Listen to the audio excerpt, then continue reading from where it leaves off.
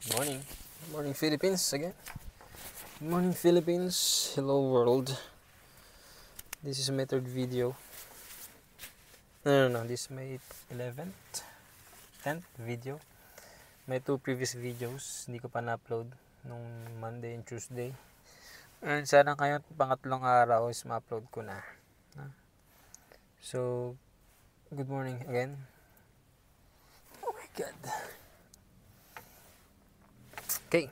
So today is April 4, 2024. Araw ng Huwebes. Time check 7:35. 7:35. And yun. So just wanna share with you our previous or yesterday's performance and activities. No? So kahapon, we were able to complete the series, not the series, the hour of activity dedicated to our OJTs who will be completing their OJT this second week of April, I think. Second or third week kasi wala mga pasok sa mga susunod na araw kaya ma-adjust pa. And so, from pixels to prints, Canva and Photoshop tutorial conducted by the ICT division, and our speakers are from our division, Mark for the Photoshop and Joy for the Canva. Okay, so I would like to thank them for stepping up their professional development, stepping up their performances, no? Especially kahapon during the awarding, during the message of Ma'am Olga, our city administrator. Namangha siya kay Joy kung saan she was able to step up, nabawasan yung kanyang pagiging mahiyain na magsalita, no? So congratulations Joy for stepping up sa ating Canva, and Mark for the tutorial sa Photoshop. Doon ang medyo matagal sa Photoshop, 2 days kasi yun. Sa Canva 1 day lang. And our next batch is building blocks of technology. Tignan namin kung magagawa namin ng paraan yan. But again, to continue kahapon, no? Yung kasing yung aming pixels to print na tutorial. 'Di ba nagsalita si Ma'am Dudley ng HR, na sabi niya, nagbigay siya ng assignment na kung saan kung sino yung may magandang output sa kanilang mga publication materials or PubMats, ibigyan ng award. Yun nga, kagandahan naman, kainaman naman, meron siya napili. Nagkaroon lang konting tweaking, na dinagdagan lang ng konting logo. Yan. May mga essentials ba sa isang PubMats. So ang napili niya is yung kay Nathaniel Estrella. So congratulations Nathaniel Estrella for that, for your matawag doon, output. Maganda yung output niya. Nung nakita ko, maganda rin naman talaga. Dinagdagan lang nila Mark ng enjoy ng konting elements. Yan, elements pala ang tawag. So si Nathaniel Estrella ang nabigyan ng award. Siya ang nag-excel sa ating 3-day workshop na pixels to print. So yun, So, then kahapon medyo madami ang aming naging challenges and small problems. And di ba, nung Monday kasi nag-start na kami ng procurement process. And isinabay namin yung sa reimbursement, petty cash and cash advances. Ngayon nangyari, sa pag-aaral namin kasi ng system, almost same lang naman sila ng UI, ng process ng pag-i-input. Yun nga lang, yung dadaanan nila is naghiwalay doon sa back. Pag nag-procure ka kasi walang back, and pagka nag-cash advance ka, petty cash reimbursement, diretso na daw ng OBR, accounting treasurer, no? ko yung may langaw. Ngayon, ipinush na rin namin yun. Kasi, ang concern namin, yung OBR, mag-i-karoon ng skipping kasi. Yun ang ayaw namin yung mangyari. Mahirap kasi yun. Ngayon, nabigla sila accounting and the finance committee sa move namin na yun. That's quite risky sa part namin. No, nag-ano kami, nag-leap of faith kami. Kasi una, meron kaming schedule na hinahabol. At the same time, yung kasing migration, hinahabol din namin kasi mauubusan na kami ng manpower. May hirapan kami mag-migrate ng data. Pagka nagpatuloy yung ganong scenario, yung hinahabol ba namin yung OBR. For example, mas mabilis mag-pile up yung OBR, ganyan. Hindi naman ganun kadaling mag-migrate or mag-migrate ng data. No? Di ba sana kung OBR number lang yung iyong ma-migrate, hindi naman ganun. Meron tayong may mga IDs tayo na ginagamit, di ba? Yung mga ID sa database, sa table.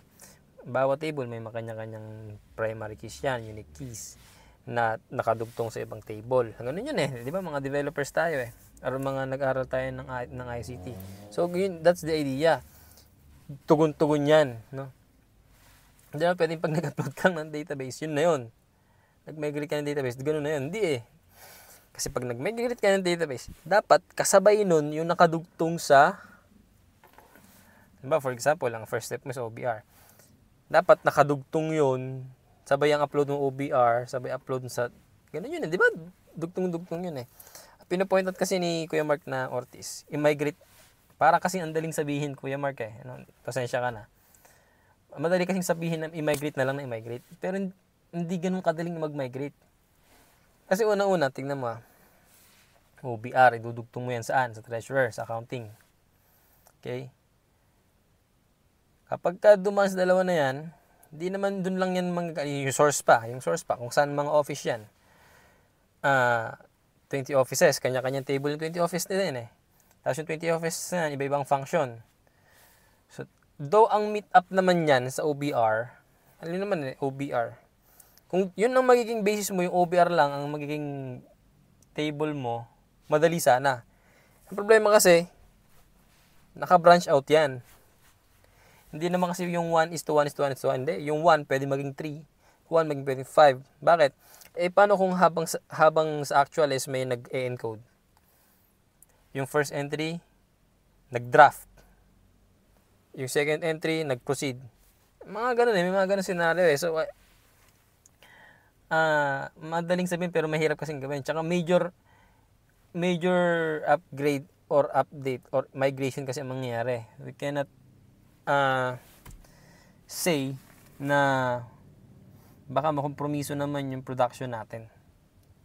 So yun naman inisip ko sa part namin, magbaback to zero kasi lahat. And pag nag-back to zero yan, kami ulit na mahihirapan. Una, ina-maximize namin yung manpower namin. May OJT kami, cash forward kami. Pangalawa, yung time. Okay? Ang hirap kasi, pag may mga presentation kami, katulad sa previous presentations namin, may mga additionals kasi kami.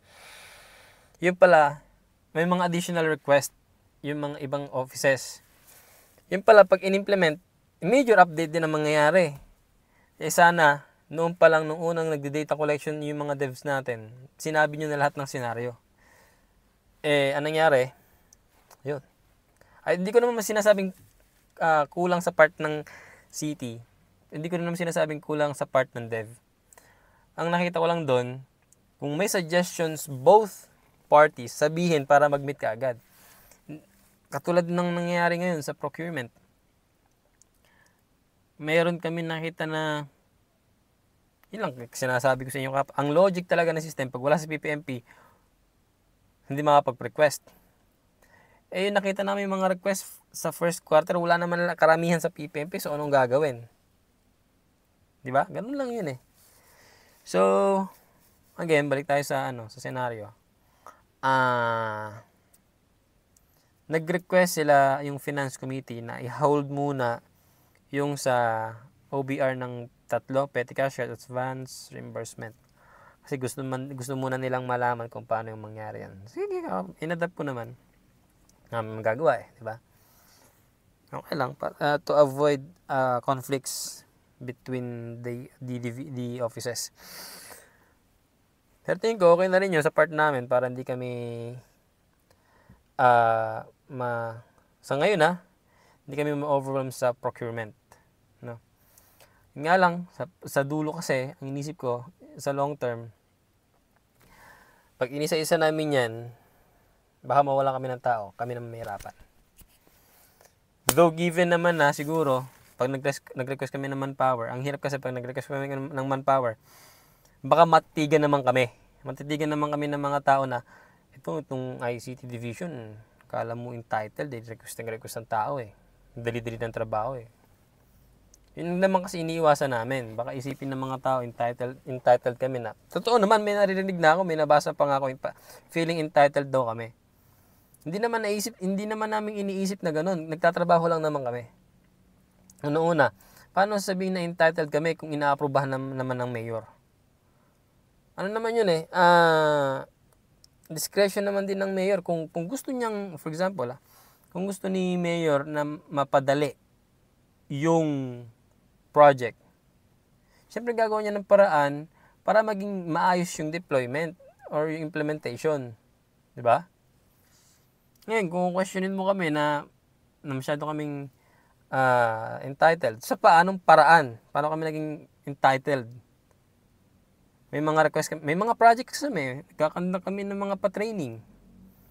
Anong gusto mong gawin namin sa mga pa-training? Hindi kami gagastos. Wala kaming bibigyan na pagkain sa mga participants namin. Sana, hindi na lang kami gumawa ng project, di ba? Ganoon lang yun Tapos, yun nga, ito pa, concern pa namin.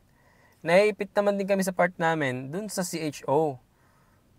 First, tapos ng ang isang quarter, wala pa rin yung request namin yung laptop. So, paano magpo-proceed? Maliba sa part namin na mag-follow up. Sabihin nyo kami, entitled kami. Kulit-kulit namin, nag-follow up kami. Kami naman na mapapagalitan kasi hindi naman kayo Di ba? Ganun lang yun So, naging naging way of voicing out yung sa part namin. Medyo na nga lang naging buti na nga lang nung nagpunta ako sa sa office nila budget Sabi niya, tama din naman si budget na kung ano yung role natin dun sa dinideploy nila Oscar, yun na lang. No, sa mga attachment, huwag mo na problemahin at kasi in the first place, ang trabaho nga naman natin is to allocate budget. Pero naintindihan ko din naman si Ate Thea kung ba't siya naghahanap ng attachment. Baka kasi naman mahirapan nga yung sa accounting. Wala naman problema doon. Pero yun nga lang, kung naiintindihan nyo sana kami sa part namin na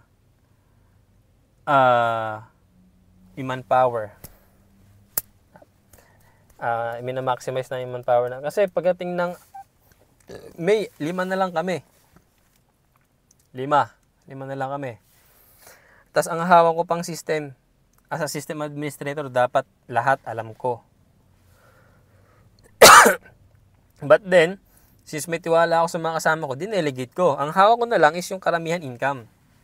Zoning, engineering, economic investment, treasurer, cashier, CCR. Sa 6 na modules na yun, dapat kabisado ko yung flow yung nangyayari sa procurement, di ko din naman talaga kabisado mag-apply, magpalakad ng papel sa loob. Pinipili ko na lang aralin kasi, unang-una, that's part of my job as a system administrator. Yung mga pag-flow dyan, yung kung saan ang daan ng process, kinakabisado ko. Nga lang, sana sa part namin, intindihin nyo kami na support, madali naman kaming kausapin. Huwag na lang sana din kami makakarinig na yun, feeling entitled. Mga ganun bagay pa. Kasi, ginagawa naman namin din to para mapabilis yung trabaho nyo given naman na bandang dulo kayo may hirapan kung may problema. No? Pero sana, intindihin nyo rin kami sa mga projects namin. Una-una, yung mga ginagastos naman ng ICT Division is napupunta naman sa mga dapat puntahan. Oh. Ngayon, kung feeling nyo, meron kami ginagawang kalokohan, patunayan nyo na lang. Oh. May binubulsa ba kami? Wala naman. Oh, mga projects na, puro pagkain lang naman yun. May mabubulsa ba kami pagkain? Pagkain lang naman, di ba? So, huwag nyo kami tignan sa ganun. May mas malalaking project pa na pwede nyo tignan. Huwag nyo sa amin, ang lit-lit ng opisina, division namin, titignan nyo kung meron kaming feeling nyo, entitled kami. Wag pong ganun. Huwag po tayong ganun. Una-una, nagtatrabaho kami dito ng maayos tahimik masinop. Sana hindi naman sana ganun kayo na pinaghihinalaan nyo kami or binibigyan nyo kami ng masamang interpretation. Huwag naman po sana ganun. So again, anyway, ang gagawin po namin ngayon, ina-assess ko kasi kung itutuloy namin yung sa HRIS. Feeling ko i-hold muna namin yun. Kasi based sa aming huling meeting, doon kami sa IKES. Though sa IKES is meron pa kaming kailangan idagdag na upload button. Siguro mga 2 weeks, mga 2 weeks ba before yung IKES. Kasi next week is walang pasok Plano ko mag-file ng leave. Gusto kong mag-relax. Gusto kong mag-dota lang. Ganun. No? So yun, yung HR, wag muna. IKES siguro 3rd week ng April. 4th week ng April siguro yung yung tatlo, reimbursement, yung ganun. Focus muna namin procurement. Then yung migration, focus lang din kami sa building permit, zoning. Yan, tapusin namin yan. Yun. Tingin ko yun ang maging kaayusan namin ngayon. And also, ang next naman dyan, tingin ko okay na yung ganong setup ngayon. Gayahin namin yung ginawa namin na pre-deployment meeting sa mga previous modules namin sa income and collection. Kasi last time sa income and collection, meron din kaming mga pre-deployment meeting wherein pinapakita namin yung process nung system. Okay? So, also, tuloy na tayo sa ating topic.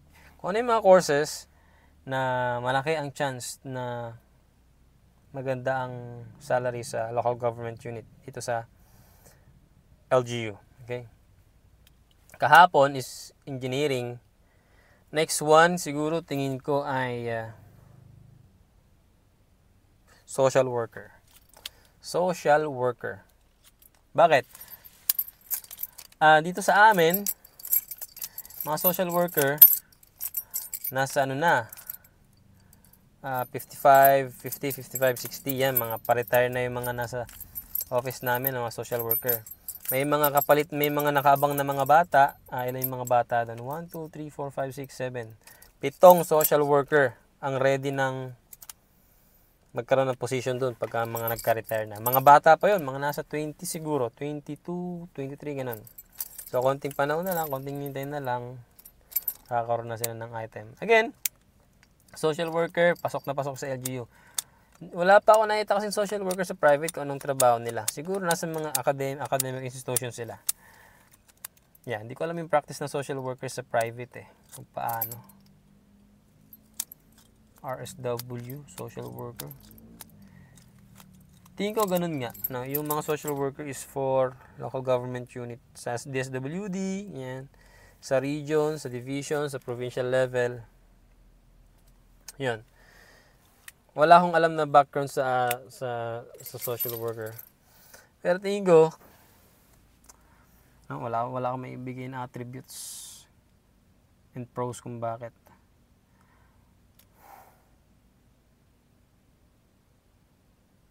Wala akong maisip. Kasi nakita ko lang ngayon, maraming social workers sa amin na mga nakaabang ng positions, nakaabang ng permanent items na pwede nilang pasukan after 5 years, 10 years. Pero kung hindi sila mapaghintay, hanap sila ng ibang work. Yun nga lang, hindi ko alam kasi yung practice ng social worker sa private industry. Siguro, social worker, wala talagang idea. Siguro pang abroad lang yan. Tawag dito, caregiver, ganun kaya yun. Wala akong idea eh. Pero yun, if you want to work in the local government unit, medyo maganda ang kalalagyan ng mga registered social workers. Okay? So, I think okay na yun. Ang unti na napag-usapan natin sa topic namin. Naging way ko to voice out our concerns and feelings. Anyway, i-upload ko to. Makita man lang ng mga, kung sino man ang makakita, okay lang. Lahat naman ng to is akin lahat. No? Pero, yung sa mga topics natin iba, pwede kong, i-clarify. Some are a little bit, I can disclaim it naman. Pero yung mga opinions ko, I can justify it naman. No? So again, wala yata akong na-intro, so outro na lang. Again, this is Oscar, and this is Millennial Memo, no? Personal stories of a millennial government employee living here in the province of Nueva Ecija. So again, this podcast is inspired by Mikey Reyes, no? Siya ay nasa private industry, ako is nasa government. I am working here at the local government unit.